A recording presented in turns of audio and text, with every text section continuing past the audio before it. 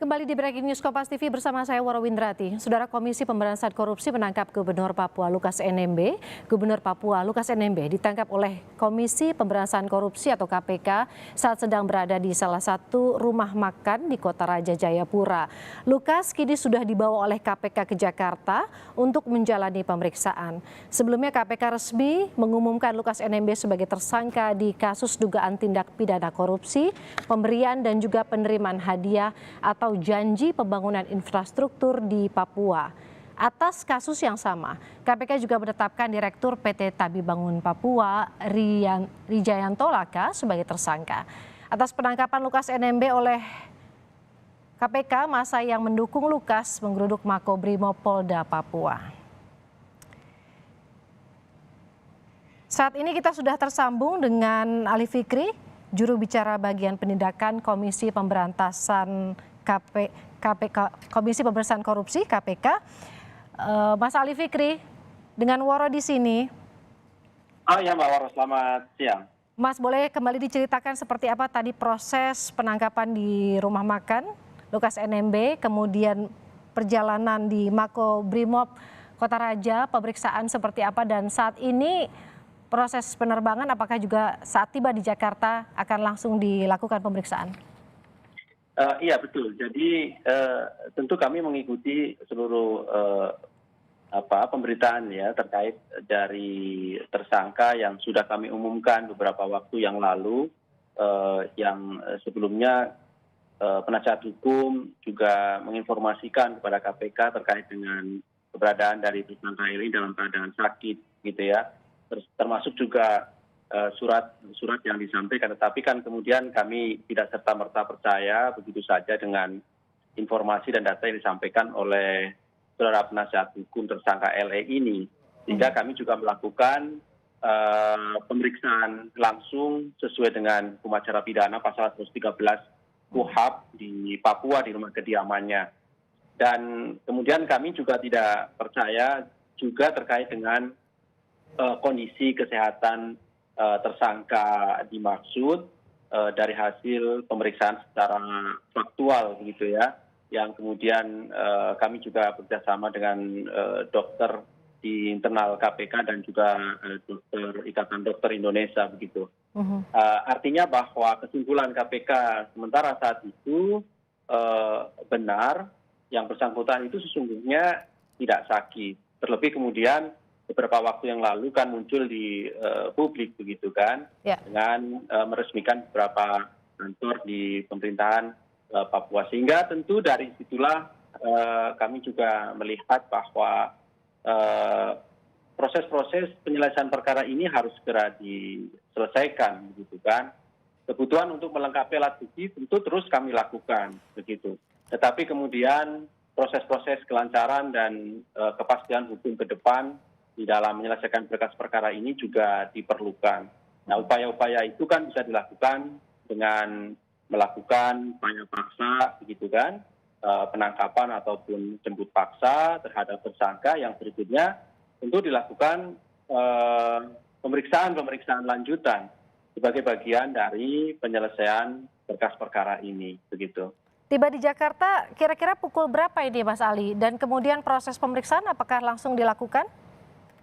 Iya, yang pasti kalau kemudian mekanisme yang dilakukan kan berikutnya pasti dilakukan pemeriksaan lebih dahulu begitu, karena ini kan kebutuhan untuk menyelesaikan berkas perkara ya, sehingga setelah proses-proses pemeriksaan itu dilakukan, langkah hukum berikutnya seperti apa tentu nanti sepenuhnya menjadi kewenangan tim penyidik KPK.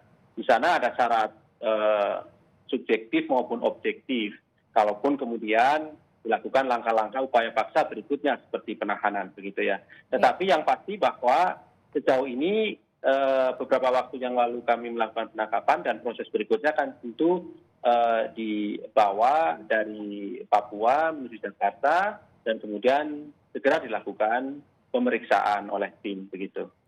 Mas Ali, tadi sempat ada masa yang mendukung Lukas ini menggeruduk Makobrimob Polda Papua. Antisipasi yang sama dilakukan untuk di Jakarta seperti apa? Iya tentu antisipasi pengamanan pasti kemudian kami lakukan begitu ya. Eh, Baik itu kemudian ketika proses-proses tim ke Papua, karena tentu kami ingin sampaikan sebelumnya juga tim berada di sana untuk beberapa hari yang lalu, sehingga kemudian proses berikutnya ketika dibawa ke Jakarta pun juga kami pastikan tetap koordinasi dengan pihak kepolisian begitu ya. Ketika melakukan penangkapan kan kami koordinasi dengan dibantu dari pihak Brimob Polda Papua. Tentu proses-proses berikutnya sampai nanti pada proses pemeriksaan pun juga tentu tetap dilakukan bantuan dari pihak kepolisian begitu. Baik, untuk pertanyaan terakhir Mas Ali, ada nama-nama lain yang ditetapkan sebagai tersangka atas kasus yang sama seperti Lukas NMB? Dalam perkara ini kemarin kami umumkan kan 2 orang tersangka ya sebagai pemberi. Jadi kemarin sudah dilakukan penahanan itu salah satu pemberi kepada tersangka LE. Tetapi untuk tersangka LE sendiri tidak hanya ditetapkan sebagai penerima suap saja, begitu ya. Tetapi juga ada pasal-pasal lain yang sudah kami umumkan kan pasal-pasal gratifikasi. Sehingga berikutnya dari bukti permulaan yang cukup itulah kami terus kumpulkan alat bukti begitu.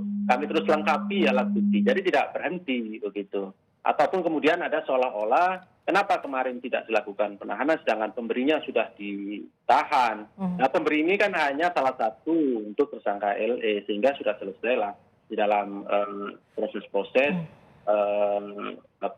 penyidikan untuk melengkapi berkas perkara pemberi yang dalam waktu 2 bulan ke depan kami pastikan sudah dilimpahkan pada proses pengadilan tindak pidana korupsi. Nah sekarang kan proses sebagai penerima yang itu tidak hanya ditetapkan sebagai tersangka suap, tetapi juga pasal-pasal yang sudah kami umumkan kemarin, dugaan penerimaan gratifikasi. Terlebih di dalam proses-proses berikutnya pasti yang KPK lakukan juga kemudian menginventarisir dugaan aliran uang tersebut, apakah ada peluang berubah bentuk kepada barang yang bernilai ekonomis misalnya, yang itu bagian dari bisa diterapkannya ketentuan pasal di undang-undang lain seperti tindak pidana pencucian uang. Pada prinsipnya secara sederhana kami ingin sampaikan, tentu di dalam proses penyidikan ini kami pastikan akan kami tuntaskan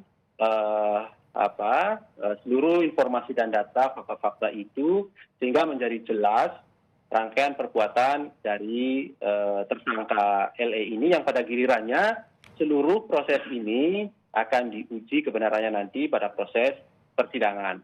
Tetapi yang pasti dalam proses ini kami patuhi aturan hukum, kami juga hormati hak asasi manusia tersangka, begitu ya. Kami hormati dan hargai hak-hak yang bersangkutan sebagai tersangka, tidak kami abaikan. Asas pradugata bersalah tentu kami junjung juga, termasuk ketentuan-ketentuan aturan yang kemudian misalnya mengharuskan didampingi penasihat hukum ataupun hak-hak lainnya pasti kemudian kami penuhi sepanjang ketentuan undang-undang itu mengaturnya. Gitu. Baik, terima kasih Mas Ali Fikri sudah berbincang dengan kami, juru bicara bagian penindakan Komisi Pemberantasan Korupsi terkait dengan penangkapan Lukas NMB sebagai tersangka di kasus dugaan tindakan pidana korupsi pemberian dan juga penerimaan hadiah atau janji pembangunan infrastruktur di Papua.